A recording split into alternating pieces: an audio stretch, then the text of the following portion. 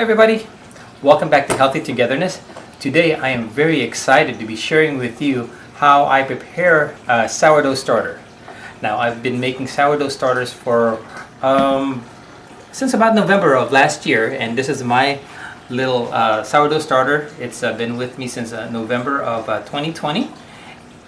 So what I'm going to be sharing with you and how to prepare my sourdough starter is short clips every day for the next 5 to 6 days, and that way we can see the progress of the sourdough as it actually develops. Right? So let's go ahead and get started. First of all, what is a sourdough starter? Well, from a culinary point of view, a sourdough starter is the leavening agent and also the primary flavoring agent for a sourdough bread. Right? The yeast that's in the sourdough starter gives it the bread, the rise that that kind of gives your bread the airiness that people like, and also the it also gives the tanginess and that certain aroma that distinguishes sourdough bread from any other type of bread. But the sourdough starter is also so much more than that, because this is a living ecosystem in here, and we're going to go through that more. We'll talk about that more on day 3. So let's get day 1 started. What we're going to do, or what we're going to need as far as ingredients go, is flour and water. Right? We'll talk about flour in more detail tomorrow on day 2. But as far as the flour and the water goes, the important part is the ratio. It's 1 to 1 by weight. So we're going to be having 50 grams of flour and 50 grams of water for this video, but you can change that. If you're going to make more bread during the week, I can make bread 1 time a week with the 50 gram flour and 50 grams of water. And by the end of the week I can make 1 bread with that. But if you want to make more loaves of that, increase it, just so long as you keep the ratio the same. All right. And we're also going to need a digital scale. Now I prefer a digital scale just because of its accuracy, and also if you have a digital scale that's set to grams, that's even more accurate than ounces. And we're also going to need a container that has a lid, and it's also large enough to be able to allow the sourdough to expand. Right? Now I recommend that you take the container and weigh it when it's empty. And what this is going to do is going to help you measure how much starter you have in the container. So for example, when I'm going to be making a bread, my recipe asks for 500 grams of starter. So when this thing is full, just so to make sure that I've got enough, I'll weigh the whole thing, and if it reads 500 grams plus the weight of the container, then I know that I've got enough sourdough. Okay, so let's go ahead and do this.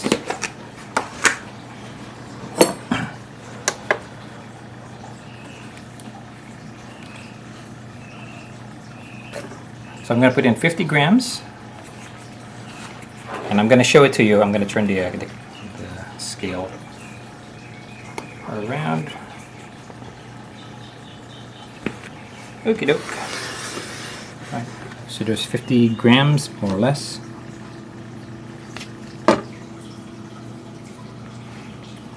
Doesn't matter. As long as it's 1 to 1 ratio. So we'll put 51 grams of water. So we'll just zero that out.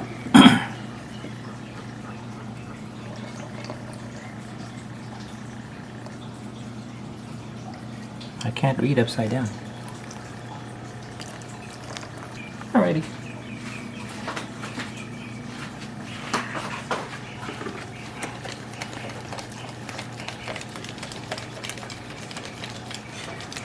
Okay, so what we're actually making here,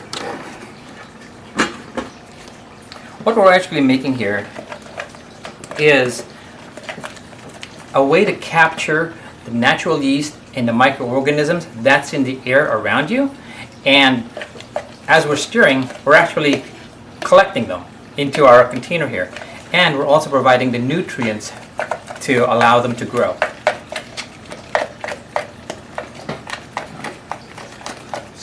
All right, and that is it.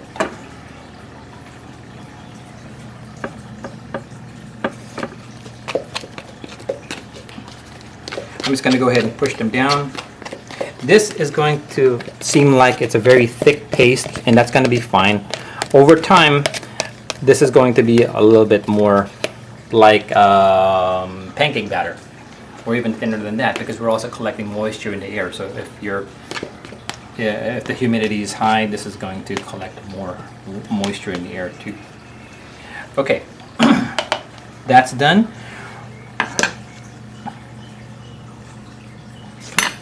We're going to go ahead and put this in a cool, dry area between 70 and 80 degrees Fahrenheit, and then we'll come back tomorrow and continue.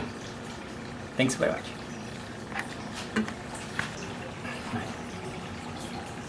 Hi everybody, welcome back and welcome to day 2 of our sourdough starter lessons.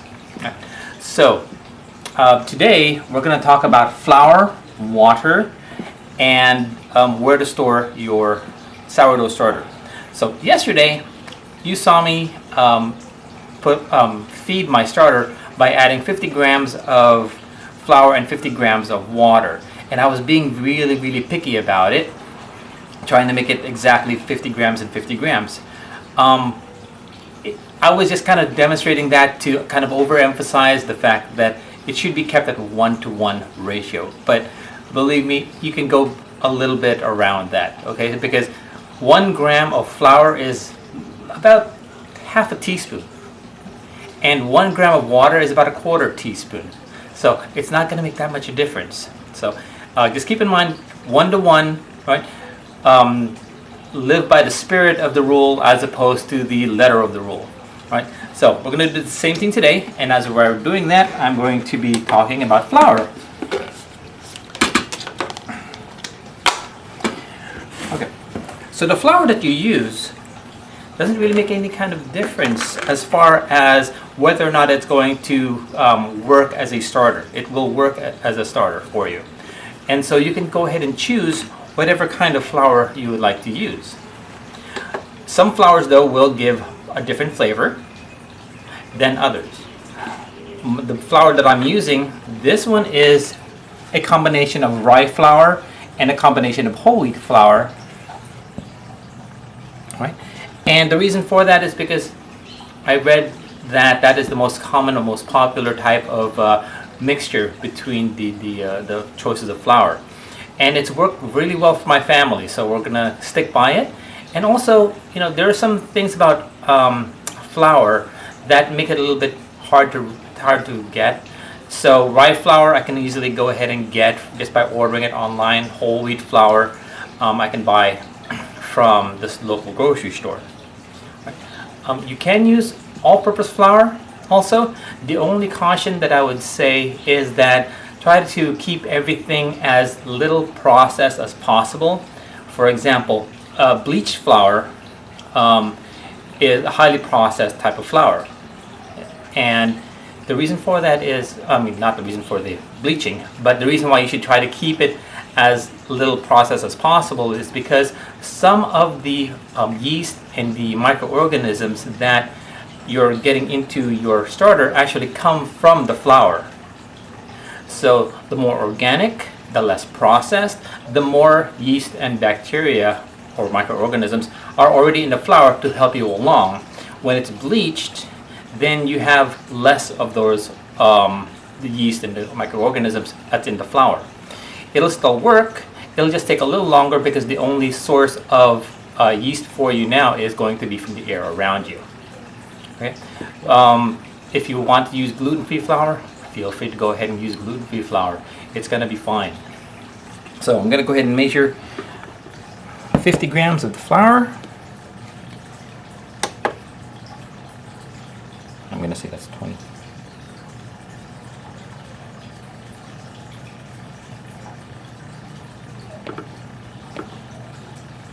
All right, and then I'm going to tear this, or zero it out, and I'm going to add 50 grams of water. I'm just going to go ahead and stir it. And again, while we're stirring it, we're gathering a lot of the yeast and microorganisms from the air. Now, one thing I don't do, and which seems to be a common practice in the YouTube videos and other places that that kind of share how to make homemade sourdough starter, is they take about half of their yeast, discard that, and then add another, and then go ahead and start feeding it. And that really bothered me, because I really don't like to waste things. And I know that that 50% that you're discarding is good. So I did a lot of research on that and trying to find out what is the reason why they do that. And I haven't found a good reason yet, right? Except for one. The only reason why that I've seen is because for home bakers, this product grows so fast and you get such an abundance of it in such a short period of time that it's really not practical to not discard. You just go ahead and throw it out and then feed it, and then and you'll get the volume that you need. So from my point of view, I'd say, why not just use less flour, less water, so that you're not discarding anything. Okay.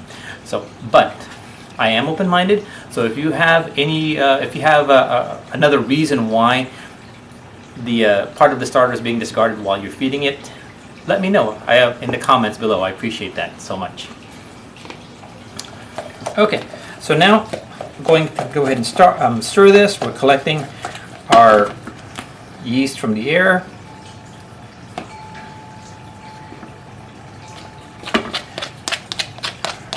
And we are done with this. Okay, so now, oh, sorry. I'm going to go ahead and just kind of pack it down. Now I want to talk also about the water that you use. Now, I use filtered water. You don't have to use filtered water. You can just use tap water if your tap water is not chlorinated. The tap water in my community is chlorinated, and the point of adding chlorine to the water is to prevent any kind of bacterial growth, which is counterproductive for what we're trying to do here. We want the growth of the yeast and the microorganisms in our starter, so that's why I'm using filtered water. Okay, last part is where to store. Oops, I'm going to go ahead and cover this again. Is where to store your yeast. The yeast needs some kind of a comfortable environment to grow. So look for a place in your home that is cool and kind of dark, so just not to promote any kind of growth that's triggered by sunlight. About 70 to 80 degrees Fahrenheit would be ideal, right, for them to grow nicely. And as a note, lastly, try to keep this in a space that's really easy to clean. The reason I say that is because this is going to grow about 2 or 3 times when it's deflated compared to when it's deflated. So if your container isn't large enough to accommodate that, it's going to spill over and you've got this big mess to clean. Ask me how I learned that. I'll see you tomorrow.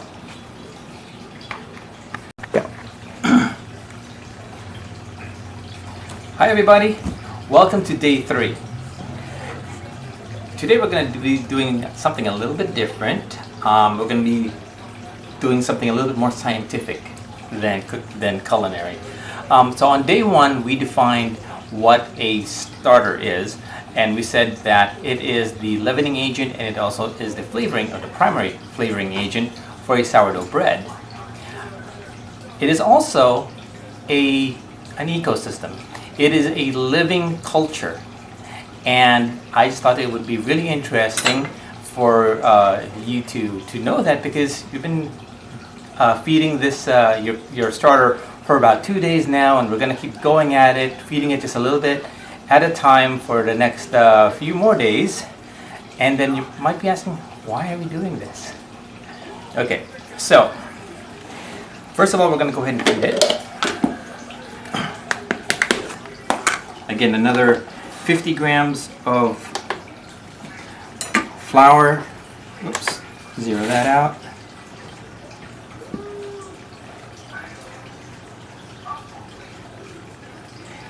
And as I'm doing this, I remember that yesterday in our flour lesson, I mentioned that bacteria and the yeast are also in the flour. So we're actually introducing more of our yeast and other microbes into our original or already started starter. Right. And so we're adding more.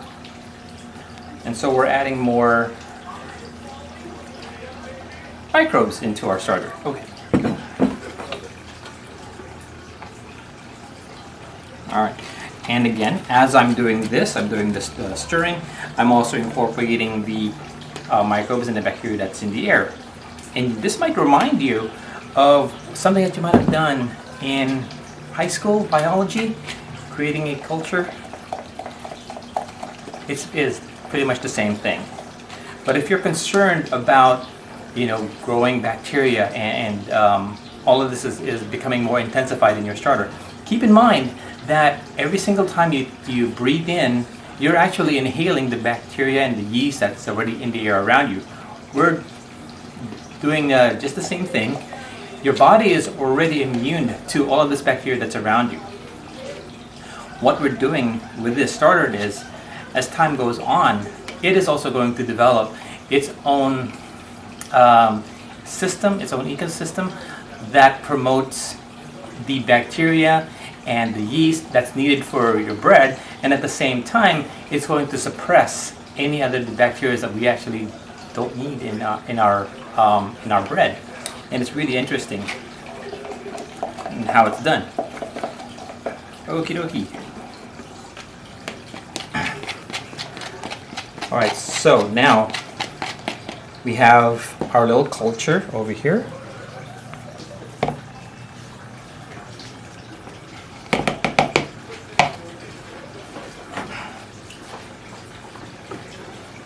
And if we take a sniff, it smells a little bit like beer. Our process has already started, right?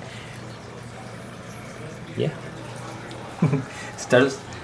What's happening over this time is from day one, day two, the yeast that's already in here has taken our flour and water, used them as food, and has actually broken them down into carbon dioxide and also some alcohol, ethyl alcohol if I remember correctly. And so that's what's causing the bubbles, the carbon dioxide that's in here. That's what you're seeing in here is the, I already stirred it so it's not going to be there. The carbon dioxide is what's causing your sourdough to rise, and that's also what's going to cause the bread to rise. Now at the same time, there are other bacteria in here, primarily the lactic acid bacteria and the acetic acid bacteria. Their scientific names are long, so I'm just going to simplify it by saying the lactic acid bacteria and the acetic acid bacteria.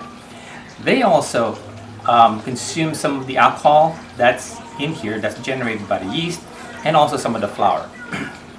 What they contribute to this is the distinct aroma and tangy flavor in the sourdough. So they're both creating acid that's in here to create that flavor. What they're also doing at the same time, the alcohol and the acid, they're also creating a harsh environment in here. Harsh enough that other bacteria that we really don't want or cannot survive in that kind of an environment, they die off. I mean, I don't know about you, but I'm getting, this is just the scientific part of it, and a part of me that I'm really excited about. Yeah, it gets killed off because of the environment that it's in. And so now, as time goes on, and the more that we feed it, then it gets stronger. The more tolerant yeast, the stronger yeast, continues to thrive in this environment. The lactic acid bacteria and the acetic acid bacteria, they continue to thrive in this environment while they're actually creating an environment that's very harsh for other types of microbes. So, interesting. And this is also another reason why you probably might be asking yourself, why don't I just go ahead and start every time I want to make a sourdough bread, start from scratch instead of continuing this process of feeding this thing every day and just keeping it going. Well, the reason for that is as the bacteria grows with each feeding, with each generation, stronger yeast gets introduced in here. The weaker yeast kind of dies off. The stronger yeast survive, and so you'll get a much more carbon dioxide. So your bread will rise more quickly and probably more. And also the flavor is going to be different. The other bacteria that contribute to the flavor, the stronger ones are the ones that are surviving. The weaker ones are kind of dying off. So this generation of starter is going to have a much different flavor as time goes on. Right? So yes, try to do your best to preserve your starter and just keep it going. Right? Tomorrow we're going to get into maintaining your starter. Now also the temperature is very important too, where you keep it between 70 and 80 degrees Fahrenheit. In cooking, we try to minimize the interaction of bacteria by keeping foods below 40 degrees Fahrenheit and above 140 degrees Fahrenheit. Right? Those two temperatures, above 140 kind of kills off the bacteria, and below 40 degrees, it kind of stifles their growth. Between those two, that's called the danger zone. We don't want food to be in that area because it promotes the growth of bacteria. And I just told you that we want this to be around 70 and 80 degrees. In this case, in the case of a starter, we want to promote the growth of the bacteria. Just keep it going. Right? So you might be thinking, okay, so we have food here and we're promoting bacterial growth. That doesn't seem too safe to me. Understandable. Keep in mind that we're creating the growth of the bacteria to help make a dough. So this will, once we mix this with our flour and we make a dough, it's also going to continue to develop more bacteria and more yeast. It's going to create the lift, the rise in our dough, and also it's going to flavor our dough. Right? But once that dough goes into the oven, all of that temperature in the oven is going to kill off all the bacteria as your dough bakes into bread. So your concern is understandable, and yes, we have they do die off, so you're going to be having a perfectly delicious and safe bread to eat. One more thing that we're going to do from now on, I'm going to put a rubber band to kind of measure how much growth we have in our starter. Right. So our starter's kind of right around there. I'm going to put a rubber band here. And tomorrow we should see some kind of growth, see how much it's risen. Right? Maybe not a lot, maybe just a little bit, but it will start to rise. Right? Okay, we'll see you tomorrow.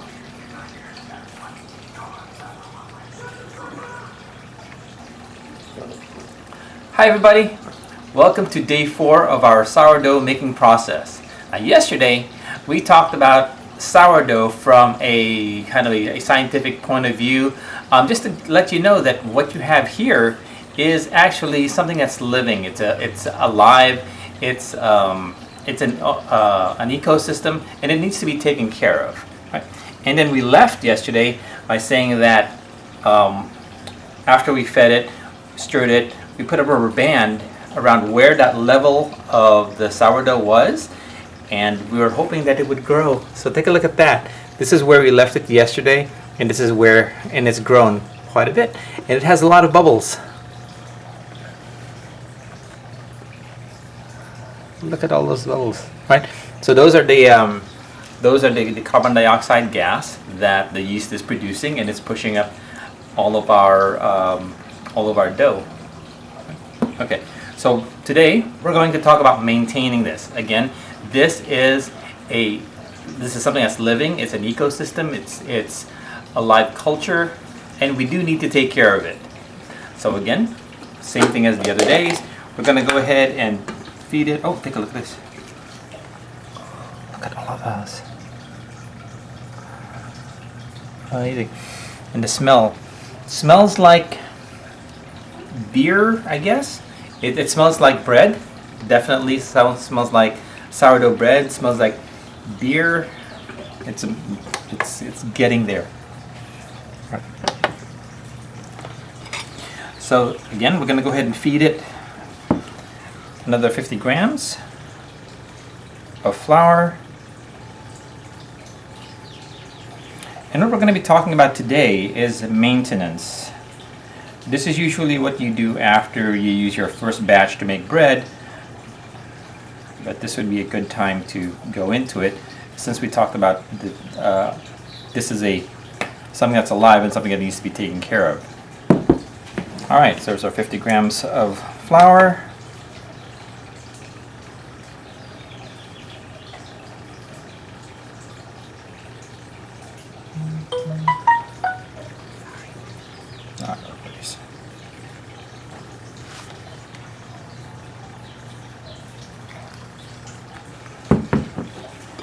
And our 50 grams of water. Go ahead and stir that.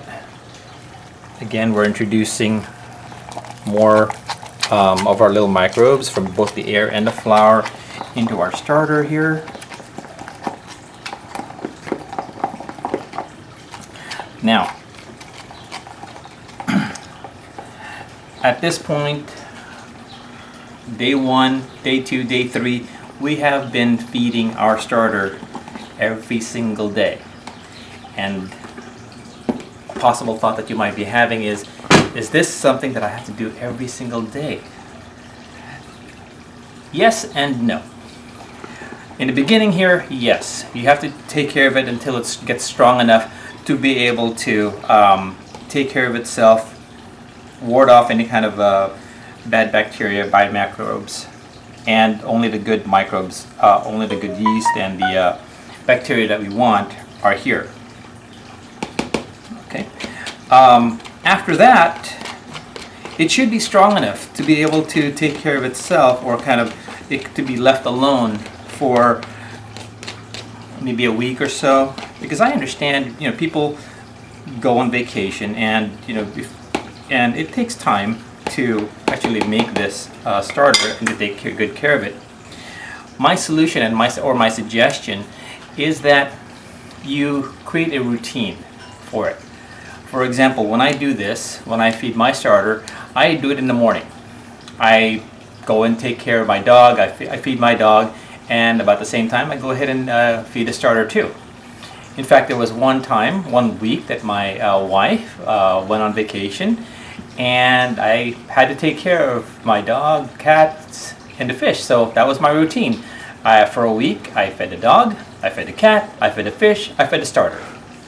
Right? So as long as you make it into a routine, it doesn't seem like it's another thing that you have to do in your already busy day. Okay. Now, there are some days where I know it's not possible for you to take care of this and feed it every single day. So on those occasions, again, you can go and slow down the fermentation process by putting it inside the refrigerator. If you want to go on vacation, for example, the day that you leave for your vacation, give it a good feeding, maybe a 2 days worth. So if you're feeding it 50 grams every day, maybe give it about 100 grams of flour and 100 grams of water. Put it in the refrigerator. there's enough food in there for you to be able to go on vacation for maybe a week or two, or maybe even longer than that. The fact that it's inside the refrigerator slows down the fermentation process, so it doesn't go through its food as quickly. And then when you come back, go ahead and feed it again. Okay.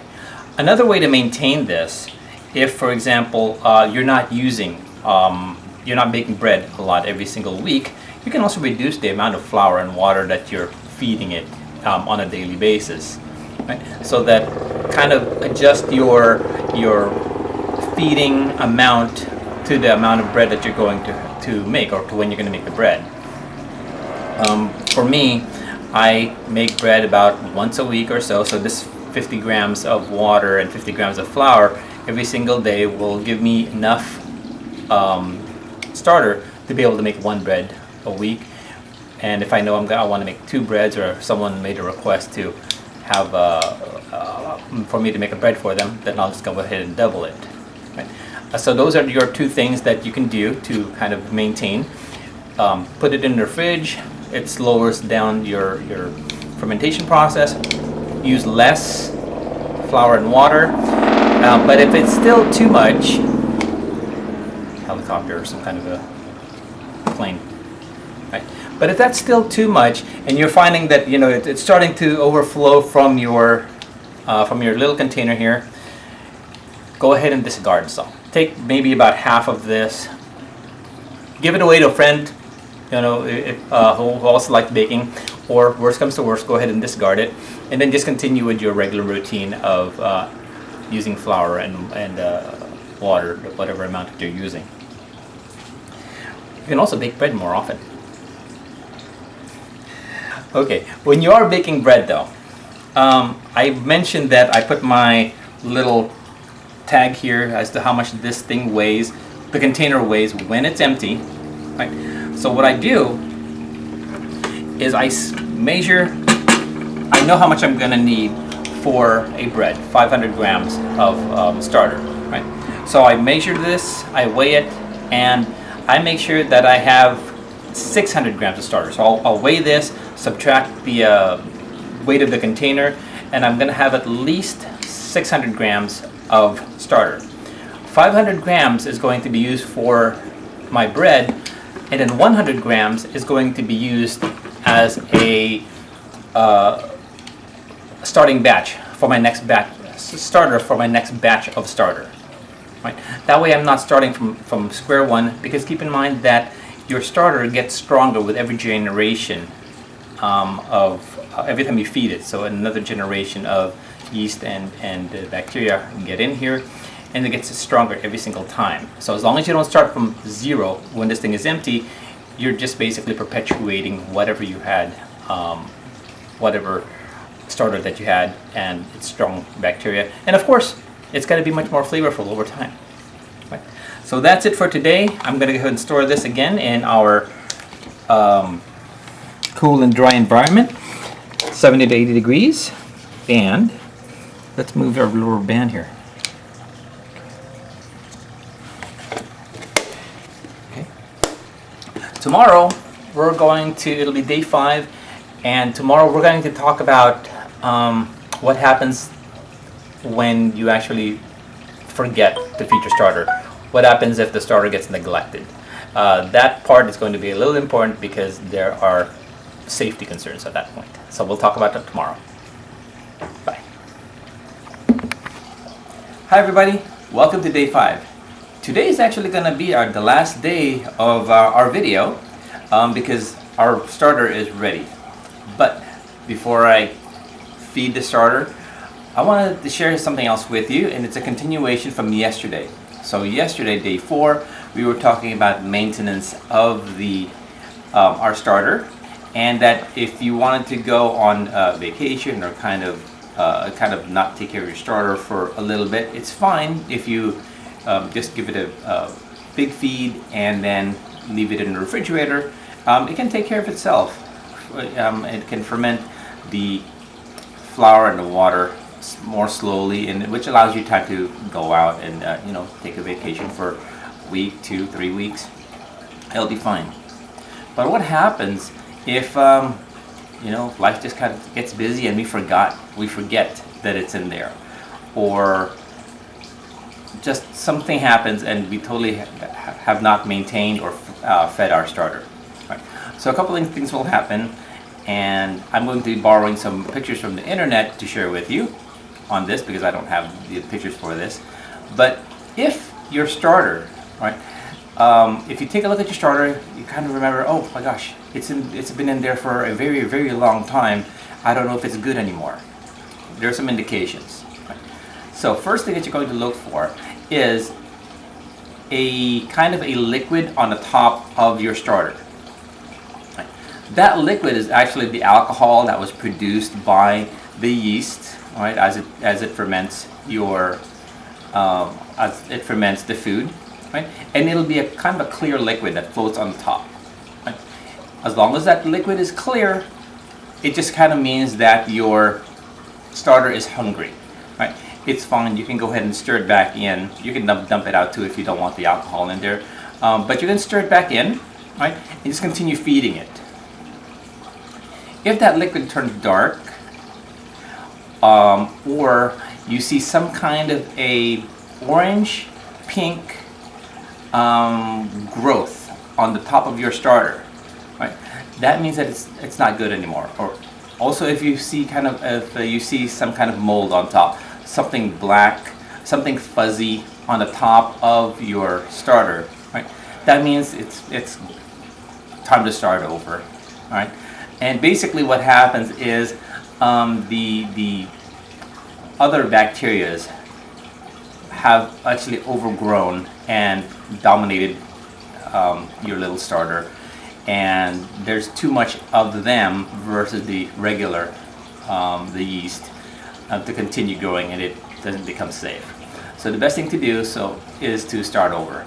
So again, if you see a clear liquid on top, again that's the alcohol. As long as it's clear, right, it's fine. But if it starts to go dark, or if you see pink or orange growth on the top, or if you actually see mold, fuzzy mold, just like you would see on the bread, right, on top, then it's time to go ahead and dispose of the starter and start again, right? So just for safety, just to let you know what happens when the starter does get neglected. Okay, so with that in mind, we'll put that aside. That was the downside of this part of the video. So day 5, we're gonna go ahead and continue. So I want to show you a couple of things on this. Now, as I said, this video is going to be, day 5 is going to be the last video for this because this starter is ready. How do you know that the starter is ready? How do you know that this starter is ready to make bread for you? After a feeding, after you added your flour and your water, right, stir it up, and this is going to deflate. Once it deflates, it's going to the yeast and the other microbes in there are going to start consuming the food that you just put in, and it's going to start to grow. It's going to create the carbon dioxide, which will cause this to rise. If it rises to double the size within 8 hours, it's ready to be used. Now, my wife and I checked this yesterday evening, and if you can see that the starter actually rose to about this level right here, right, and then it kind of deflated a little bit, which is normal, right? It has to escape from them because if it keeps growing, it's kind of like you're inflating a balloon, and you only have so much dough in here, or starter in here to capture that dough, and once it keeps growing more and more carbon dioxide, it'll just pop and then it'll deflate a little bit, right? So nothing to worry about, it's fine. But it did grow to double the size, right? And it was yesterday right after the feeding, so it was definitely within 8 hours. And so I know that this dough is ready to be used to make bread. Right? So that is it. That is how we make a sourdough starter. I hope that you enjoyed this video. I'm going to go ahead and feed it one more time. Alright, oh. That smells amazing. It doesn't smell very sour. It smells like beer, but it can get the aroma can get more intense as time goes on. Remember that our sourdough does get stronger and stronger as time goes on, so it's going to develop its own unique aroma and flavor. A good question came up. Why are we feeding it now that we know it's ready? The reason for that is because it's still alive. It still needs to be taken care of, and just simply because it's ready and we're not going to make bread at this time, right? It still needs to continue to be fed, right? So, which is actually brings up another good point. I may have to move this to a bigger container after this feeding, just because, you know, it's going to overflow. Yesterday, day 4, it already rose to nearly the very top. So by the time that this is fed one more time, it's probably going to need to be moved to a bigger container. So, yes. So even though you're not going to be using it to make bread, it still needs to be fed because it is still alive, a live culture. All right, there we go. 50 grams of flour. Tear that or zero it out.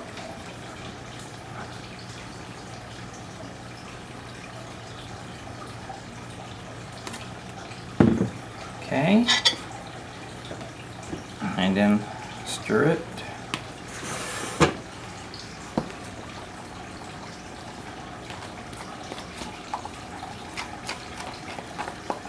You have another good question? No?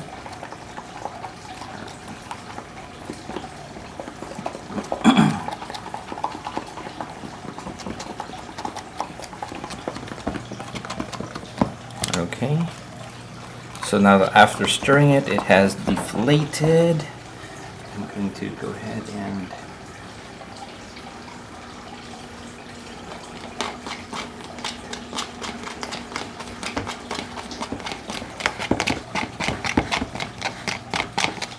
push everything back down into the rest of the mix. Why do you push it down again? Just to clean the sides. Oh. Just so every little piece of them has got access to the new food. Wow, this thing is already popping up bubbles.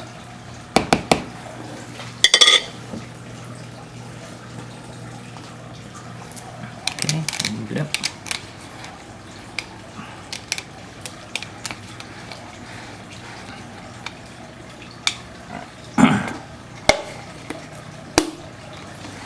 And there you go. This is going to go back into a nice cool spot, and it's definitely ready to go. Right. Thank you very much for joining me in how to make a sourdough starter. Right. And I really appreciate that. If you would like to know how to make sourdough bread, take a look at the link in the description and just click on that. Right. Thank you very much, and take care.